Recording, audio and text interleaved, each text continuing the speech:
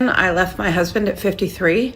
I had never been on my own before. I've been living on my own now for over 4 years. Let's talk about starting a new relationship. You're gonna hate me for this, but I regret leaving my ex-husband at the time that I did. Can we all just agree that dating in today's world is a whole ass dumpster? The saying goes like this: the grass is only greener where you water it. What we're seeing is women getting hit in the face with reality, thinking they had better options when they really didn't. I was a selfish in my marriage. I talk shit about men all the time, but I never hear anybody talk about how hard it is to let go of a good man. My husband's been gone for 6 weeks. Okay. And last night was the first time that I really missed him. I just want to say this. Men are not men anymore.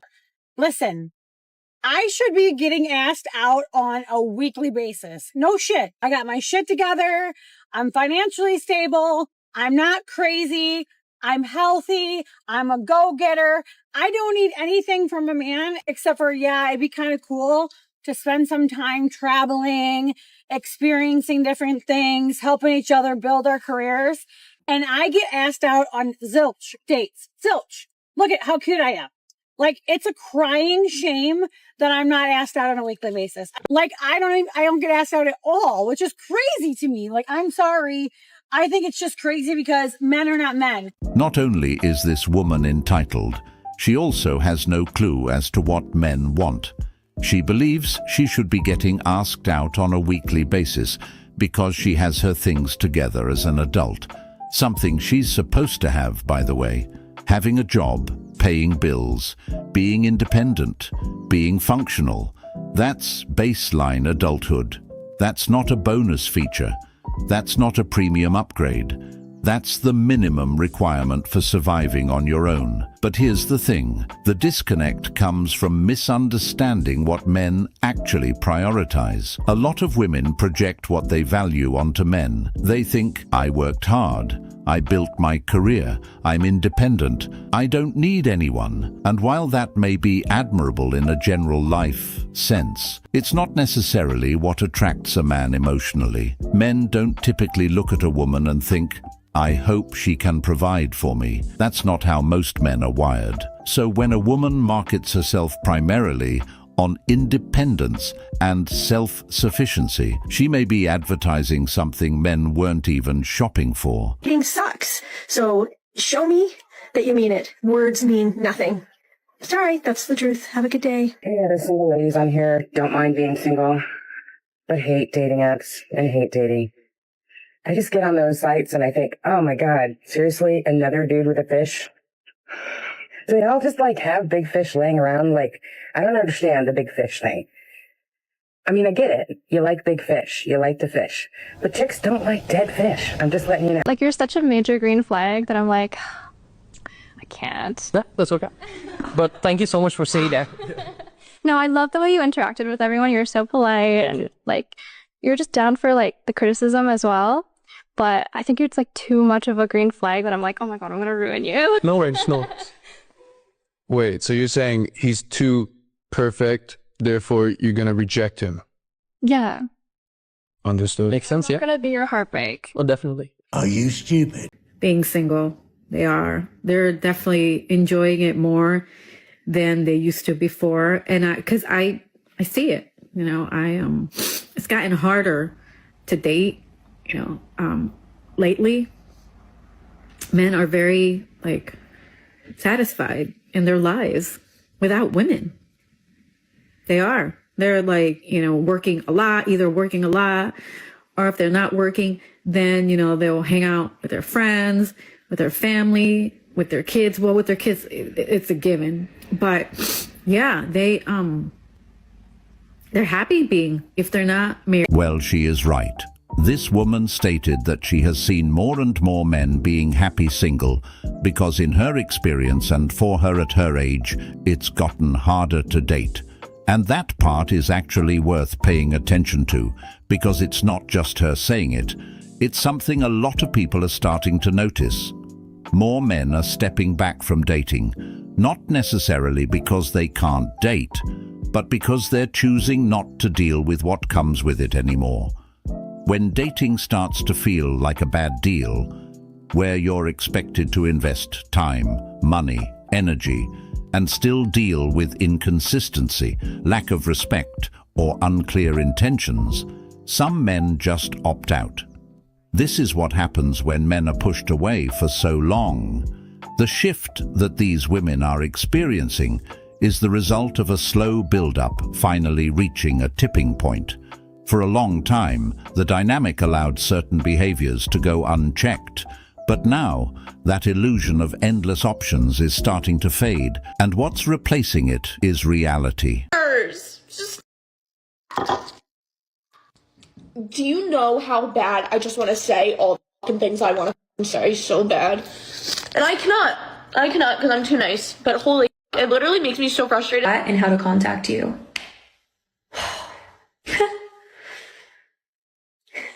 My life up.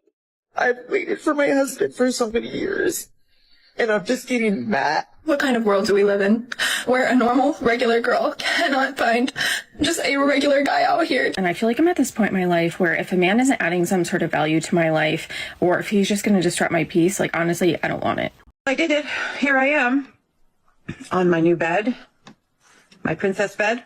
It's amazing. I feel like a different person already. I feel like I can do whatever I want, and I'm not responsible for anybody anymore but me. I don't know, things aren't going that great. I just keep thinking about what it used to be like when things were good. And maybe all of this was my fault. Maybe I am selfish, narcissistic. Maybe it's me. I don't know, but I'm kind of struggling. All that fake, all that happy, oh, I'm doing so great. I think I was in shock. And now it's coming like into reality, and I don't know.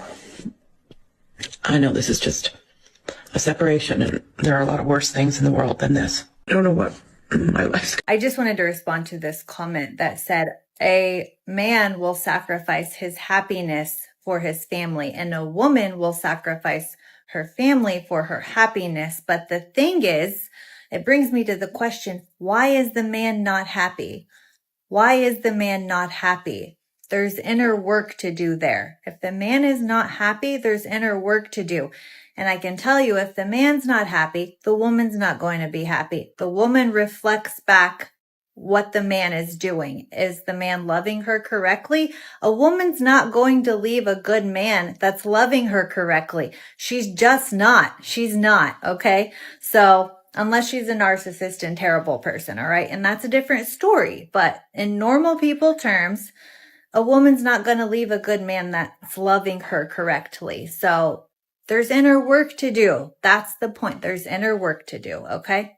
Think about it. Why do they all say the same thing? A woman's not going to leave a good man that's loving her correctly. What does loving her correctly even mean anyway? And this is a circular argument she's making, because everyone is responsible for their own happiness. A man can't make a woman happy. In fact, no one can make another person happy. Happiness is internal. A partner can contribute to your happiness, but they cannot manufacture fulfillment inside another adult human being. If someone is unhappy within themselves, no amount of loving correctly will permanently fix that. When people say, if she leaves, he must not have loved her correctly, it automatically shifts all responsibility onto the man. It assumes that if the relationship failed, it's because he failed. The reality is, women do sacrifice their family for their own happiness because their feelings dictate their next move. When emotions become the primary decision maker instead of commitment,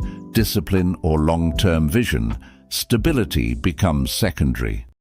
Ladies, I figured it out. The good men, I'm going to tell you where they're at. You ready?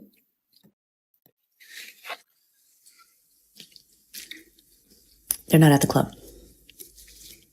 Don't waste your time there. I met one too many. No. They are at Home Depot. That's where they are. They're at Home Depot. go to Home Depot early in the morning. They go to work out 5 a.m. and then they're at Home Depot getting their employees or making sure that they're people doing their job. They're getting materials to build those houses. That's where they're at. Home Depot. Y'all want me to say I'm not hurting. Y'all want me to say I don't miss my husband. Y'all want me to be out here in these streets. I don't want to be in the streets. I want to be a wife.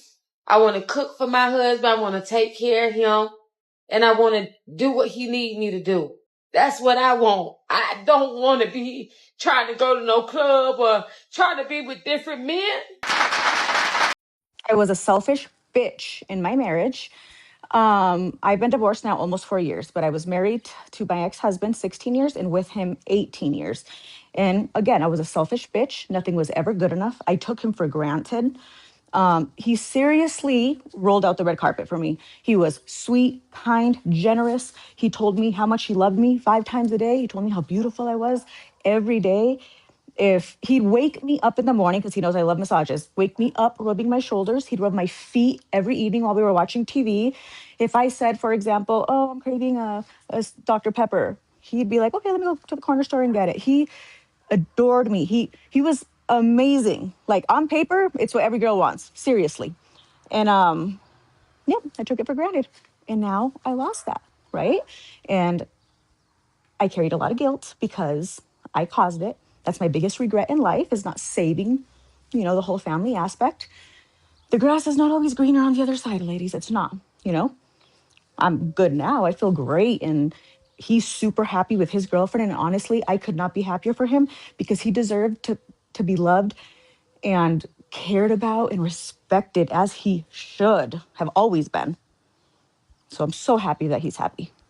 Anyways, what I'm saying, ladies, the grass is not greener on the other side. If you have a good guy, take care of him. Take care of him. Trust me, there's nothing good out in these streets. He seriously set the bar. He set the bar. And ultimately, what I always wanted, I had all along. So we have good right in front of us and we don't know how to take care of it. Basically, being a good man don't get you nowhere, gentlemen. This woman stated that this man did everything for her, rolled out the red carpet for her, basically putting her on a pedestal. He showed up. He provided. He prioritized her. He made her feel chosen. And yet that still wasn't enough to keep her from walking away. That alone should tell you something. Good behavior by itself does not guarantee loyalty. Effort does not automatically secure commitment. And putting someone above yourself doesn't make them value you more. Sometimes it makes them value you less. When you put someone on a pedestal, you lower your own position in the dynamic. Instead of being a partner, you become a provider of comfort and validation. After being in the dating scene for 4 years now, she's saying the grass wasn't greener on the other side.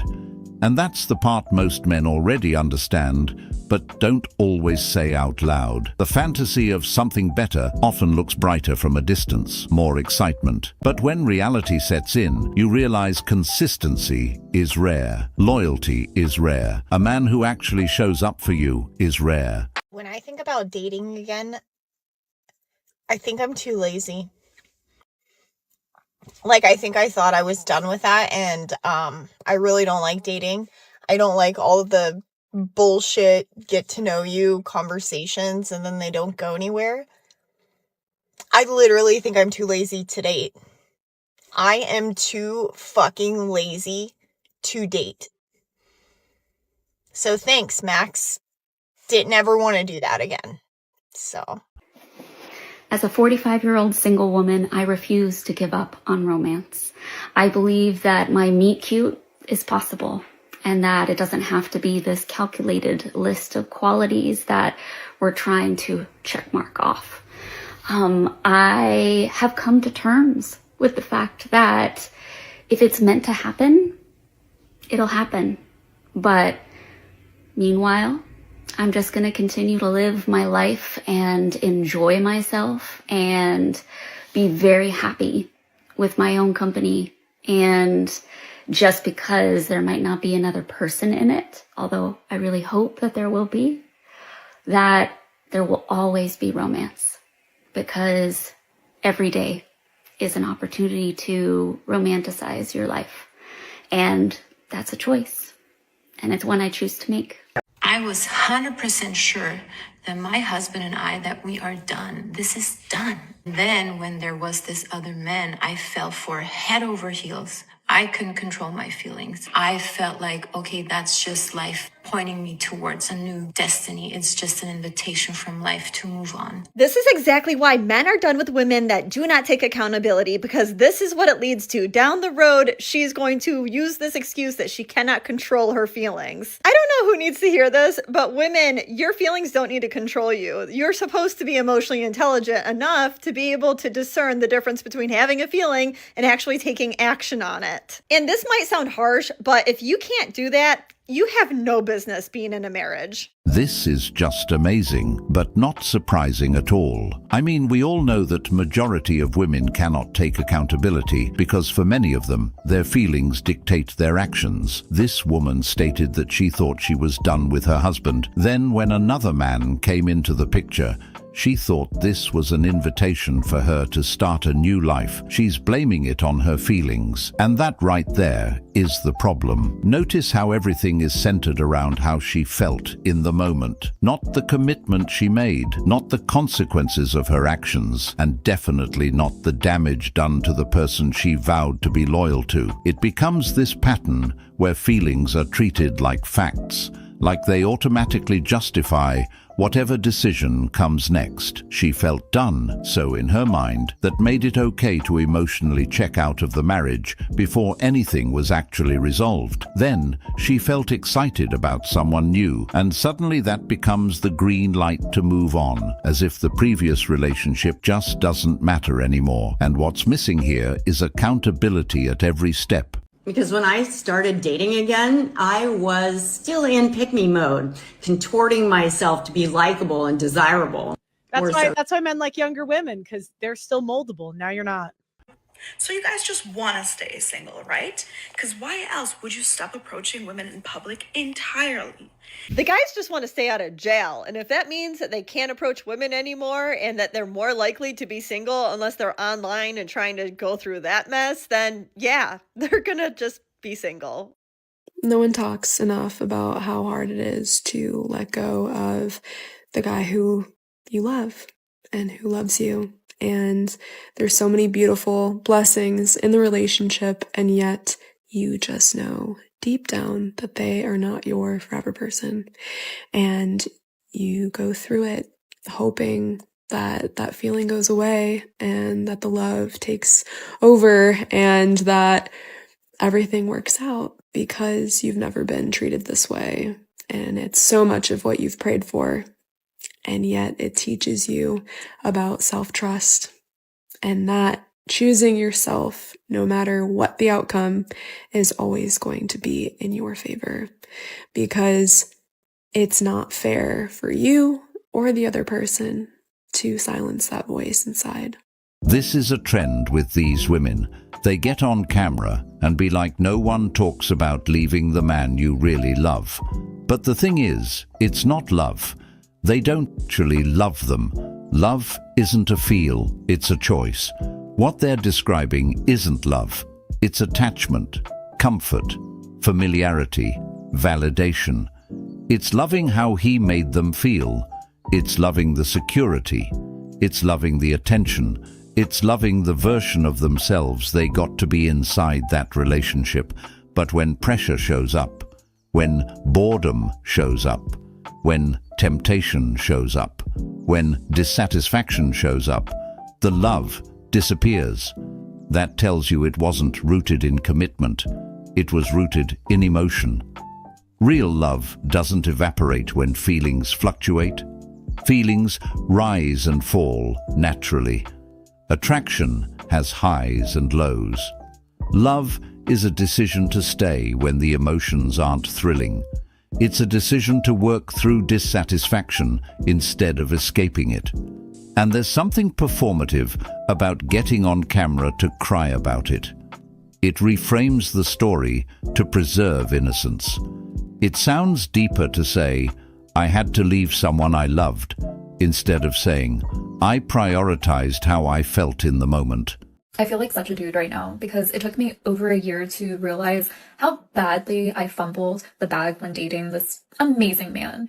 Like, he was one of the sweetest, kindest, most genuine guys I've ever dated, and I threw him away like day old trash. And I'm just so disappointed in myself in how I conducted myself and how I behaved and how I treated him and made him feel taken advantage of. And I'm just disappointed in the way that I ended things so abruptly, so rudely. And this is something I've wanted to process so many times over the past year, but like I genuinely couldn't come face to face with myself and like how I conducted and just my behaviors, because honestly, I know so many of the reasons why I behaved the way I behaved is due to past traumas. And while that's not an excuse to treat people poorly, I do have to recognize how, you know, my past does affect me. And, you know, I'm in therapy and I have a coach and I'm working through a lot of these things. But yeah, it just sucks when you realize how badly you fucking fumbled. And it's not just because it's 1 a.m. on a Friday night coming home from the bars and realizing it being so apparent how challenging it is to meet good men out in the wild. Yeah, it's definitely a wake-up call. I'm like consistently working on my shit with my therapist so that I don't let subconscious behaviors and reactions treat other people poorly and, you know, stand in the way of my own happiness. Yeah. I wish that I could reach out to him and apologize and have a conversation, but it's been a year. It's too late. And I wouldn't want to hear from me either. But I just felt like I needed to express this. I wrote him a letter that I'll never send. But yeah, I recently saw that we don't follow each other on Instagram, but I was curious and I looked him up, and it looks like he moved states, and it looks like he has a new girlfriend. His profile is private, but his profile picture has him and his girlfriend. They look happy, and it makes me happy. Yeah, I feel... But yeah, I fumbled because he was hot, and he had a great job, and he looked like a young Justin Timberlake, and he would cook me dinner. We went to Six Flags one time, and my shoes were untied. He just knelt right down, tied them up. Like, that's so sweet. Anyways, good night. I respect her taking accountability, but again, this just proves that being a good guy gets you nowhere. She said he was the sweetest, kindest guy she's ever had. But somehow she fumbled, and in her own words, she threw him away like trash. You ever wonder why good men are always a memory after the fact? And that's the pattern that stands out. In the moment, consistency can feel normal, peace can feel boring, and reliability can get taken for granted. But once it's gone, that's when the value becomes obvious. That's when the comparison starts. That's when the realization hits. It's like people don't fully recognize what they have when it's steady and available. There's no urgency, no pressure, no fear of losing it, so it doesn't feel rare. But the moment it's no longer there, now it becomes the best thing I ever had. And that's why good men often become memories instead of long-term partners in these situations.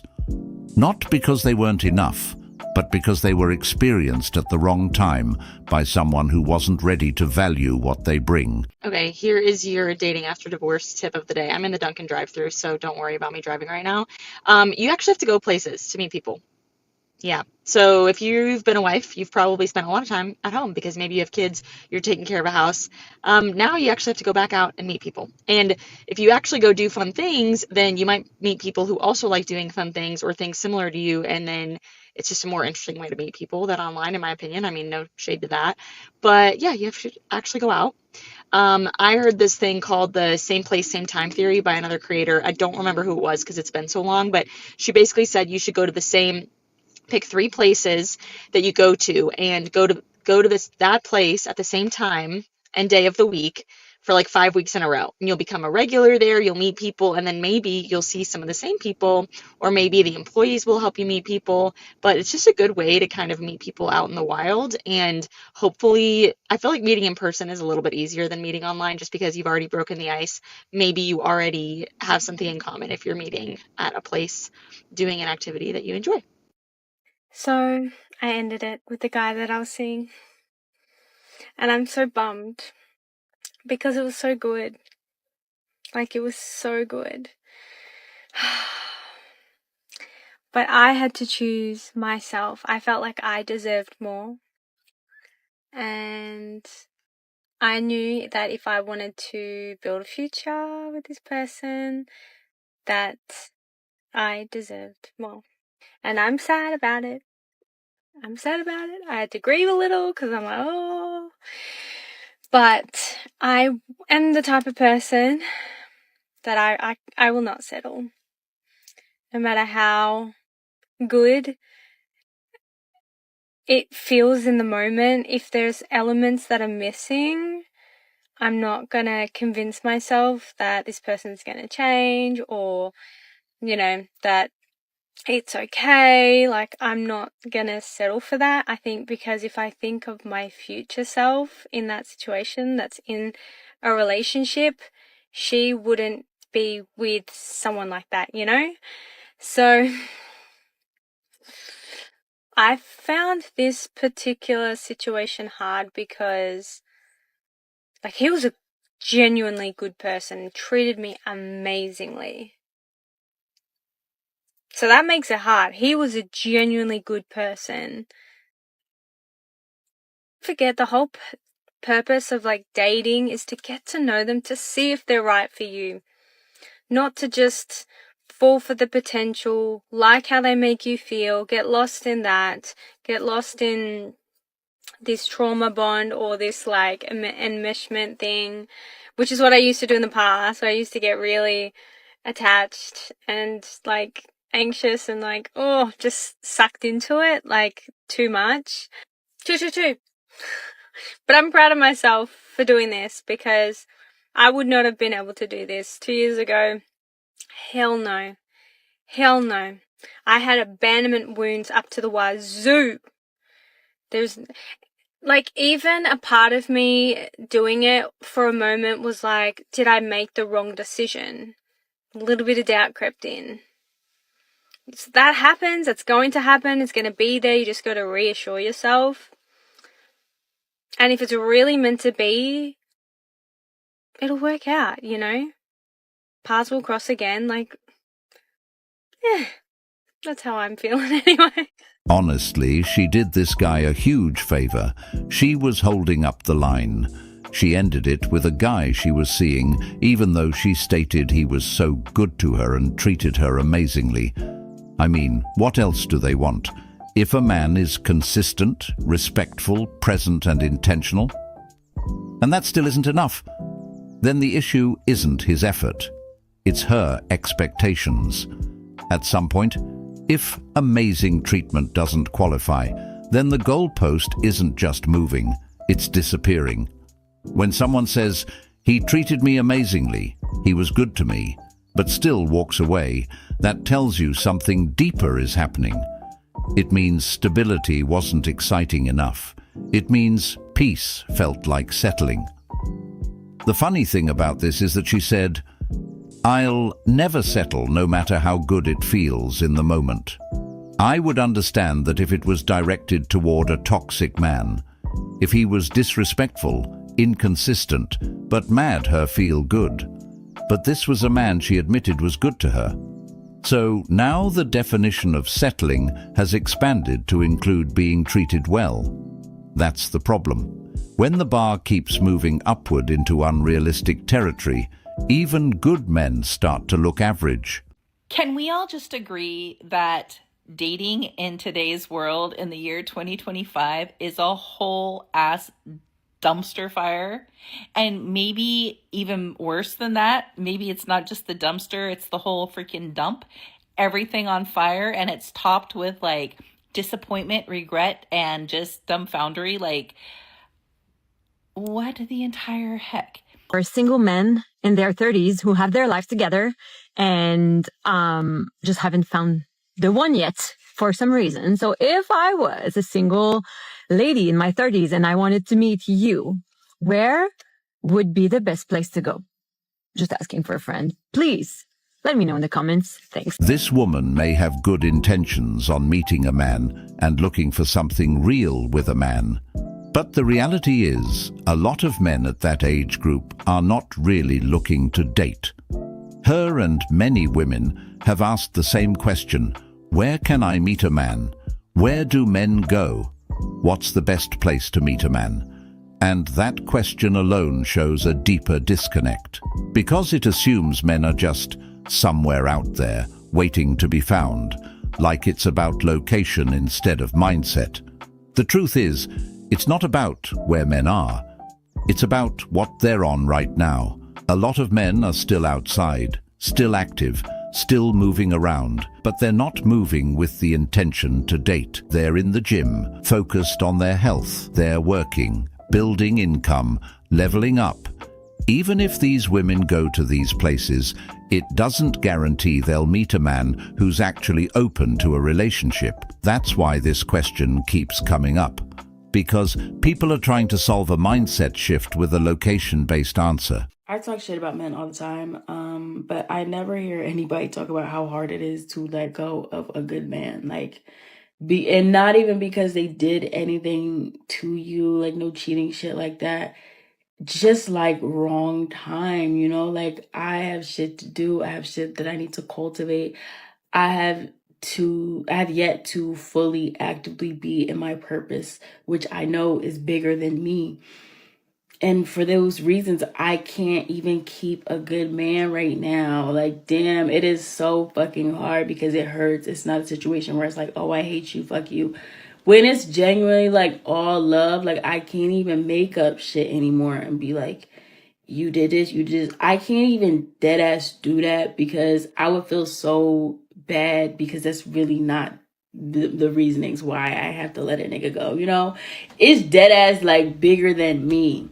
And that shit sucks because I get to watch everybody else. I just turned 25, y'all, too. But I get to watch everybody else settle down, get married, get engaged, be in these long-term relationships, have kids, and really, you know, start their life, start their family. But I have to fucking wait. I have to hold out. I have to keep letting niggas go because when you're actively trying to cultivate something for yourself as a woman, 90% of the time you're not meant to be, you know, sleeping with a man. You're not meant to be involved with a man seriously at that time.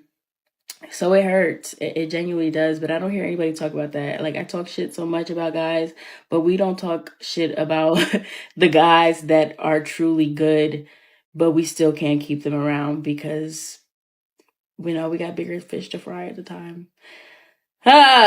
Every single one of these women use that same excuse. I left a good man, not because he didn't anything wrong, but because I still haven't found myself or found my purpose. The thing is, why didn't they do that before entering a relationship? And that's the question that really exposes the contradiction. Because finding yourself sounds deep and valid on the surface, but when it comes after you've already committed to someone who did nothing wrong, it starts to look less like growth and more like poor timing or lack of foresight. If someone truly feels lost, unsure, or incomplete, that's something that should be addressed before bringing another person into their life. Because the moment you enter a relationship, especially a serious one, you're no longer operating solo. Your decisions affect someone else. Their time, their emotions, their trust, all of that is now involved. So when someone says, I need to find myself, what they're really saying is, I committed before I was ready. And instead of acknowledging that directly, it gets reframed into something that sounds more acceptable, more personal, less accountable.